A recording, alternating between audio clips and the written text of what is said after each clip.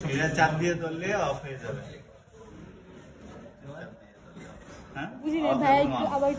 তাহলে এই যে প্রেস করলাম অন, আবার প্রেস করে ধরে রাখলে অফ। এখন আসি আমার টাইম টেম্পারেচারটা কিভাবে কন্ট্রোল করব।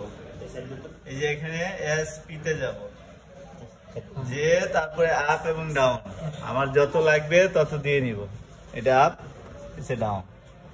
এখন আমাদের কত দরকার আজকে? 37টা কিসের টেম্পারেচার?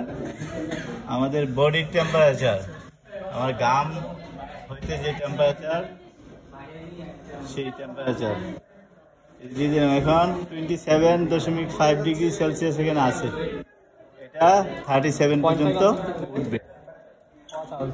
ওপেন করবো, এটাকে এখানে আমরা বসাই দিব। কাজ একবারে কম।